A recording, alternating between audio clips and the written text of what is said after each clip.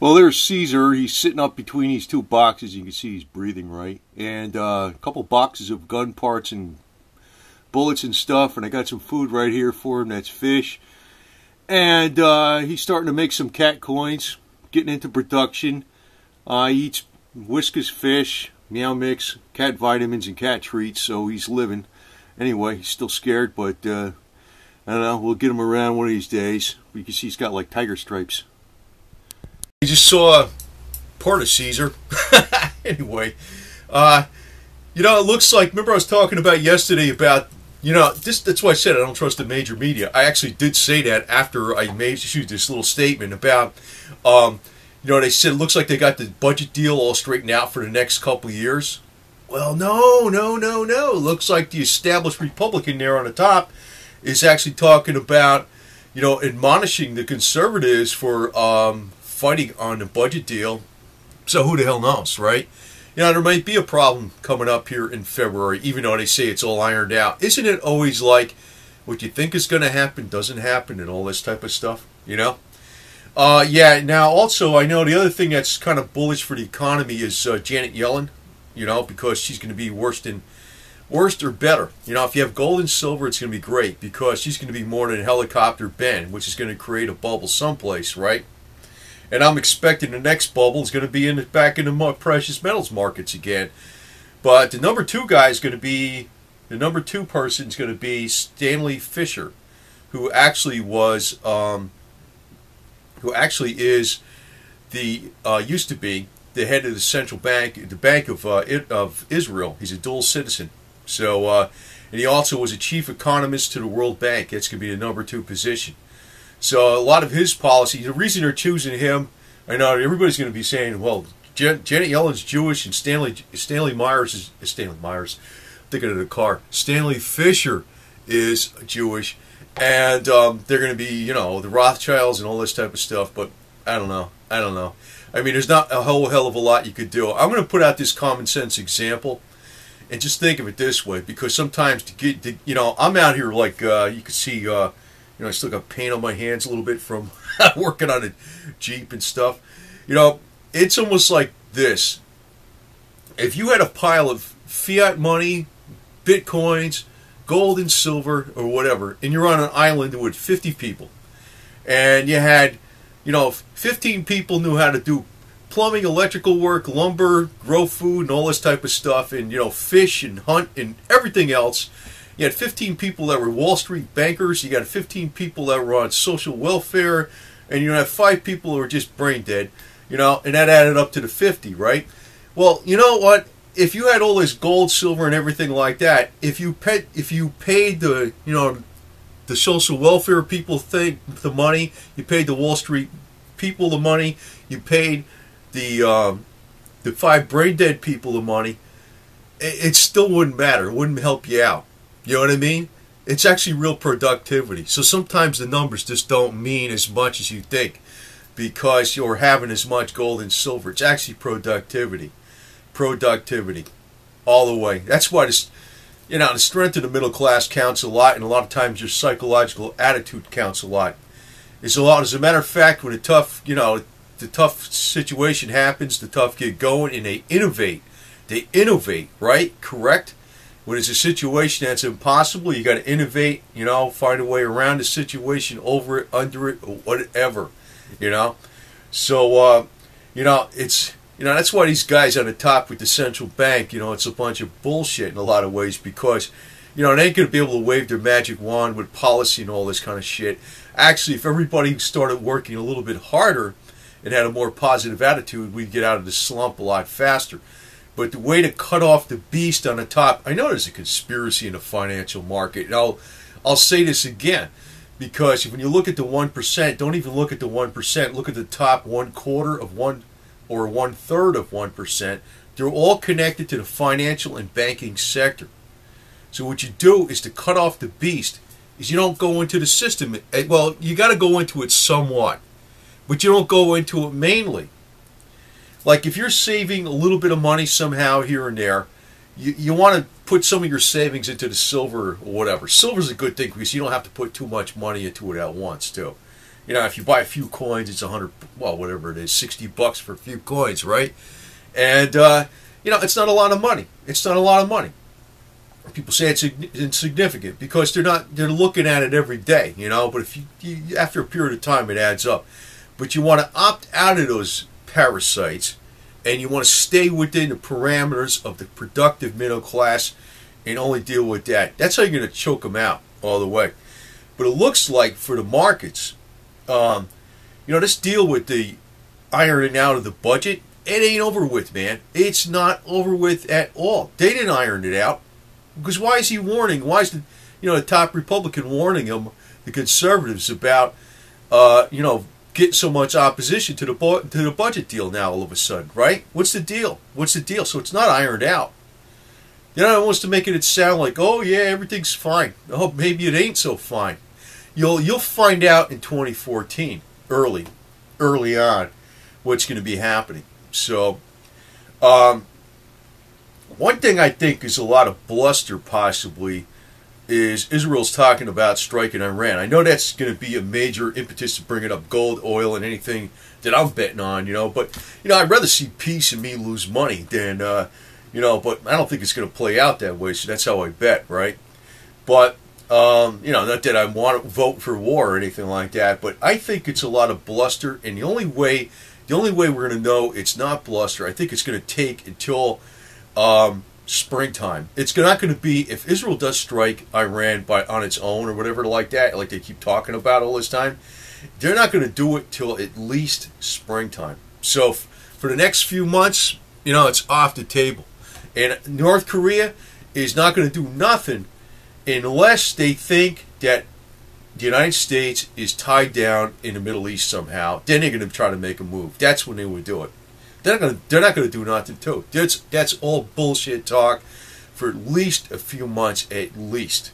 You know, who the hell knows? Maybe never, because, you know, there's a lot of weapons we got out there and a lot of new products we got out there, you know, that are so high tech that I don't know. I mean, you know, they might have all this hardware and stuff like that, and the Air Force might have all these planes, but they might just be so much, you know, that's just going to fall out of the sky. I mean, you look what happened in Desert Storm with all the T-72 tanks from Russia, right? Whack, they're all gone, right? You know, the Warthogs came in and kaboom, they were gone. And one Abrams tank, you know, was like, you know, going up against those things. The Abrams were like, you know, any time an Abrams even got hit, it just bounced off of it, right? So, you don't know. You know, even if there's a war outcome, I think the United States is probably going to win hands down. But it looks like, you know, they're trying to avoid that as much as possible too. So, but Israel may do the first strike maybe later in the spring. That's going to have a major impetus on the metals too. But it looks like Stanley Fischer is going to be the #2 spot in the Federal Reserve. He used to run the Bank of Israel, and he did it very successfully. You know. And now a lot of people are going to be going, hey, he's another Jewish guy up there on the top running all our finances. Well, whatever. You know what I mean? The thing is, it's almost like, you know, if that is a problem to you, say that is a problem, say it really is, right? If you are opting out of the system in physical silver and you're working on your own, and you're not wrapping all your money up or most of your money up into the banking establishment per se, and you're using credit unions, what does it matter? What does it matter? Nothing. Nothing. Not at all. Like I said, the whole key to the whole thing is to be independent. That's why, you know, one of the strategies is to have physical silver. Right now, it's a freaking steal at freaking $20 or whatever it is, you know? It's a steal at this freaking price. I can't see it going down at $10 maybe except electronically. Electronically, the stupid thing could do anything. But if you're buying physical metals, if that thing went down to $10, you think you know, there'd be a stampede out there. I'd be trying to get this stuff, but I bet you I would have a problem getting it. I mean, I'm talking about the end product coins. The end product coins. You know, you might be able to get a shovel full of silver ingots someplace, but that's different. You know, you don't want that. You want minted coins especially from mints that, you know, people know about. You know, even if they're not the American Eagle, you know, whatever, the you know, Philharmonica or the Maple Leaf, you want, established mints that people heard of, so you can actually people recognize the value of it. And that product will run short if it freaking drops down that far. But I don't think silver's going to do too much this month. Sometimes people are saying this and that, but who the hell knows? I got to say something about Bitcoins too, because Rothschild, he must be the biggest idiot in the world because he didn't buy any Bitcoins either, right? I'm getting all this flack sometimes on this current Bitcoin. I think it's too high. I'm not really against the concept. I never was against the concept, but I was getting all this flack about. I think it's dangerous because it's too high. It went up too much. It went up so fast that you don't want to buy something after it went up so fast like that. It's like a common sense thing. They keep telling you, and the only reason people buy something high is because they expect it to go even higher, right? I don't think so, but I wish I had an interview with Evelyn Rothschild, like We Are Change gets, and ask him these stupid questions.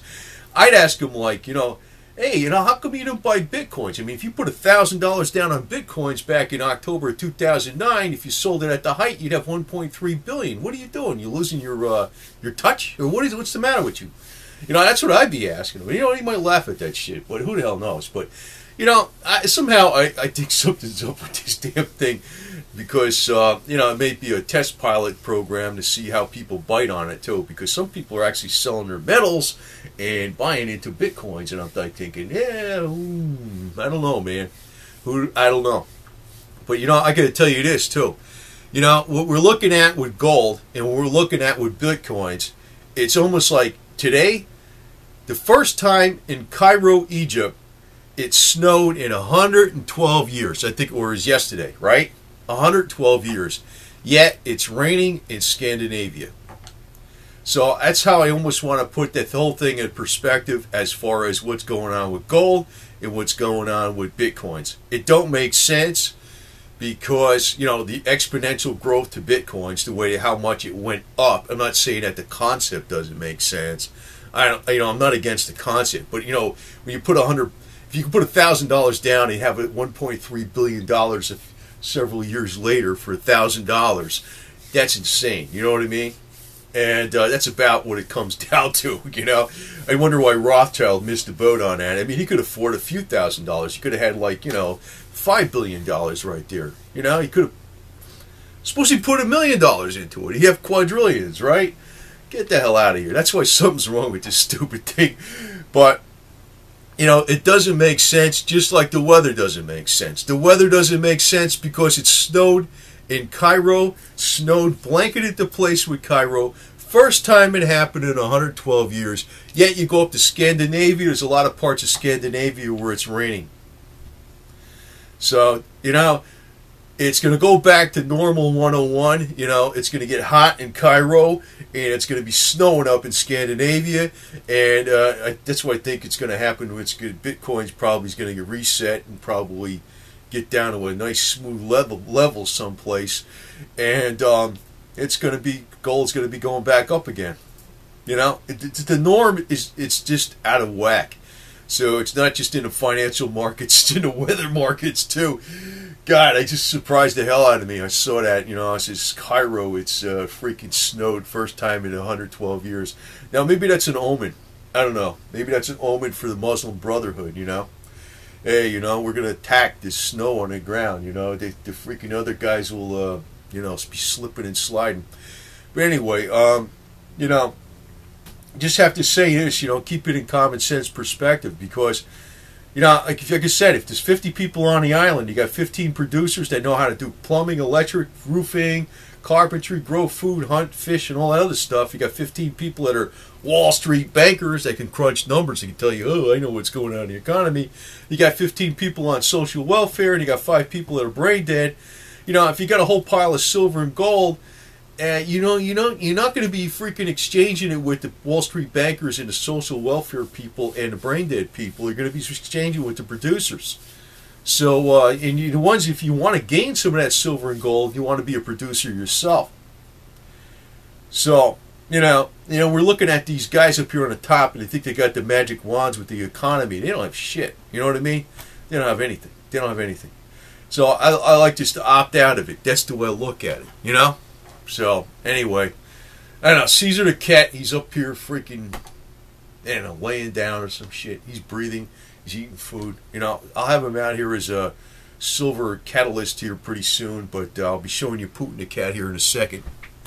Putin the cat, and if Putin the cat was running Russia, unlike the human, he'd take $2,000 for himself for giving about 15, 20 years worth of cat food, and he'd leave $49,999,998,000 to the Russian people. So he's a good little cat. That's why we got to have cats as leaders. And the hell with these stupid humans.